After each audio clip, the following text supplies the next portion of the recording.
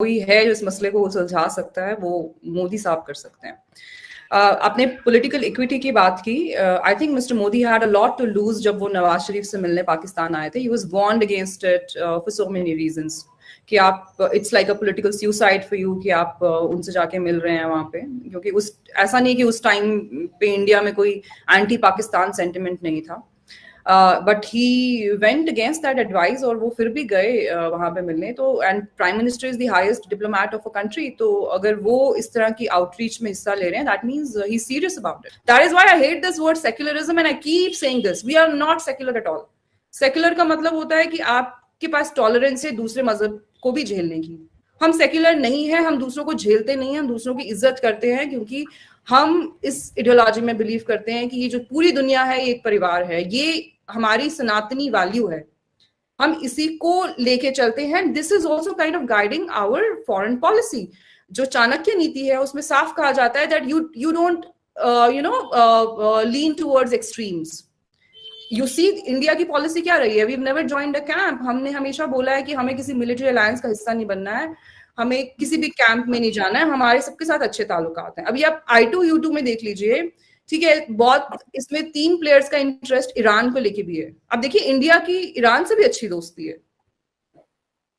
तो आप किसी भी अलायंस में इंडिया को आप देख लीजिए, we maintained our strategic autonomy and that emanates from the Indic values that we carry, and that kind of guides our foreign policy also.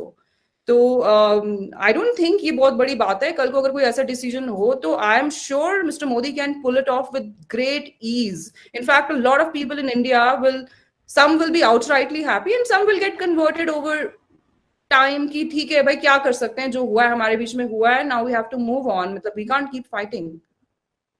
बिल्कुल ठीक।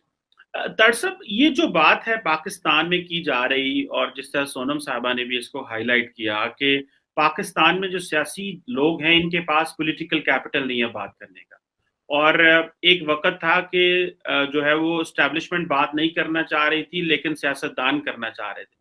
आज ऐसे लग रहा है कि एस्टेब्लिशमेंट बात करना चाह रही है और सियासतदान डरते हैं अगर मैंने बात की तो मैं पॉलिटिकली की लूज ना कर दूं।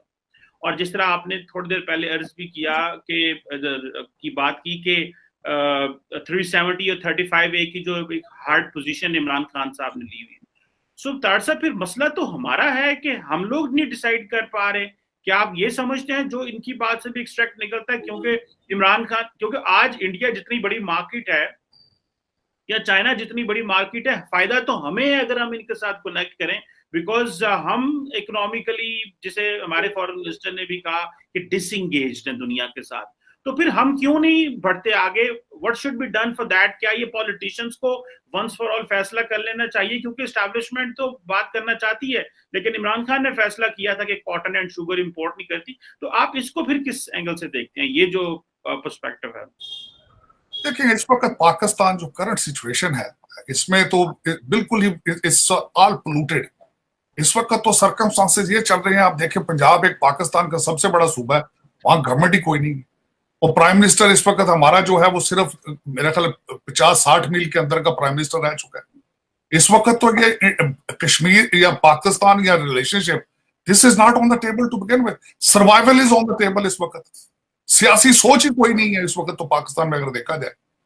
हाँ, ये मैं जरूर कहूंगा कि खान साहब कश्मीर माजी में 74 साल हमने कश्मीर को पॉलिटिकली इस्तेमाल किया, हमने कश्मीर पे कारोबार किया, हमने कश्मीर के ऊपर लोगों को बेवकूफ बनाया, हमने इससे पैसे बनाए, और India is on the rise, no question about it. मैं एडमिट करूंगा, I am sitting in Washington DC, India has travelled very well, और इसका मैं क्रेडिट सिर्फ मोदी साहब को नहीं दूंगा, इसमें बड़े लोगों का, डॉक्टर मनमोहन सिंह है, नरसिम्हा राव है, वाजपेयी है, I have studied them in detail and I think it's a wonderful model to study in the subcontinent. मैं इसमें कोई मुबालगा राय नहीं, लेकिन अगर Bharat has to grow to become a regional power, to become a mini super power in the area, उनके हक में है कि पीसफुल पाकिस्तान हो। मैंने जिस तरह आपको अर्ज की है कि आप तरक्की तभी कर सकते हैं कि आपके आस पड़ोस में शांति हो। अगर एक जगह पे आग जल रही हो तो आपके लिए फायदेमंद नहीं होता। आप वो इस वक्त Pakistan is going through the crisis which is not good for India at the same time, और उसमें अफसोस के साथ मैं कहूंगा, मैंने तो अर्ज की कि इमरान खान साहब का नरेटिव बिल्कुल गलत है कि 370 भारत ने 370 को बिल्कुल रिवर्स नहीं करना, वो उनकी एक लाइफ लाइन है, इसको बिल्कुल भूल जाना चाहिए, इससे आगे बढ़ के सोचना चाहिए और इस पर डायलॉग करना चाहिए। ये बिल्कुल सोचना बैठ के जी मोदी साहब हैं तो हम इनसे बात ही नहीं करेंगे, वाई, मैं समझता हूं रॉन्ग। मैं मैडम से बिल्कुल एग्री करूंगा कि मैं समझता हूं मोदी साहब ने took a very brave decision to come for the Nawaz Sharif time. Pakistan miss the opportunity, और उसमें मैं इस पे डायलॉग, इस पे बहस कर सकता हूँ क्या वजह थी उसके पीछे, क्यों उससे पाकिस्तान आगे क्यों नहीं बढ़ा, क्योंकि हाइब्रिड सिस्टम है, हाइब्रिड सिस्टम था, डिसीजन किसी ने और ने लेने होते हैं, फॉरेन पॉलिसी किसी और के हाथ में होती है। यही तो एक इशू है। मैंने कल ही परसों एक प्रोग्राम में किसी में कहा, मैंने पाकिस्तान का सबसे बड़ा इशू है अदारे अपने कंट्रोल में नहीं है, अपना जॉब डिस्क्रिप्शन छोड़ के दूसरी चीजों को पोक करते हैं। और trade is very important in दोनों मुल्कों के दरमियान। और मेरे ख्याल में जिस तरह मैं, ये बड़ी खुशाइंद बात थी कि एक आर्मी चीफ ने ये कहा है, जो who is a real player होता है हमारे पाकिस्तान में, उसने कहा था कि हमारे लिए जरूरी है कि हम फ्यूचर की तरफ ग्रो करें।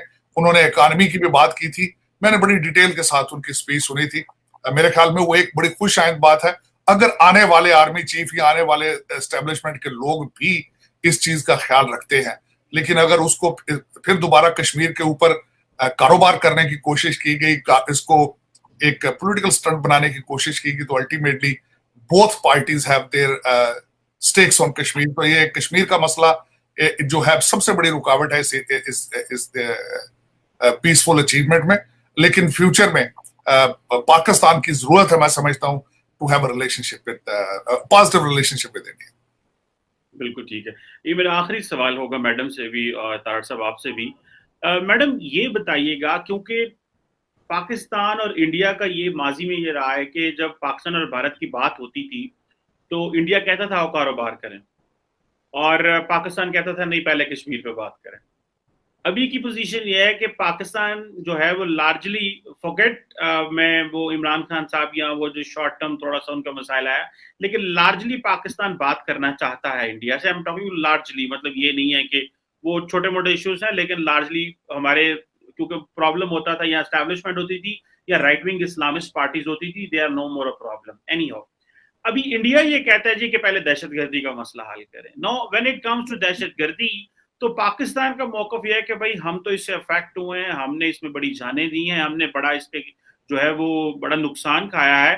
सो ये टाइम एंड अगेन पाकिस्तान के ऊपर अगर आप इल्जामबाजी होती रहेगी और ये बात चलती रहेगी तो ये this is not where we have to move on. For instance Hafiz Saeed था या एफएटीएफ के मामला थे, तो पाकिस्तान जो है वो हाफिज सईद को भी सजाएं हो गई, एलईटी वगैरह डिसमेंटल हो गई, सब कुछ चल पड़ा। So now we are moving, so now India जो है उसको बड़े दिल से आगे आना चाहिए।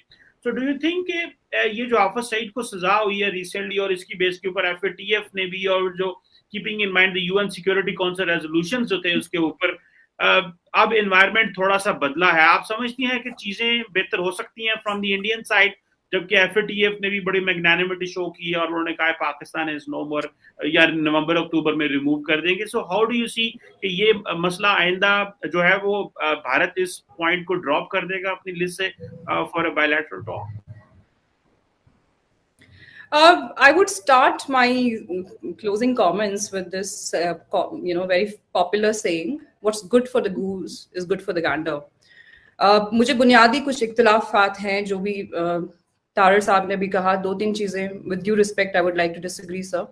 एक चीज उन्होंने बोली कि कश्मीर को लेके जो है दोनों तरफ पैसा बनाते रहे हैं लोग, ठीक है। भारत में अगर आप स्टेटिस्टिक्स उठा के देखें, because I come from an academic background, so I would rather like to quote statistics. Kashmir से टैक्स कलेक्शन इज नेग्लिजिबल।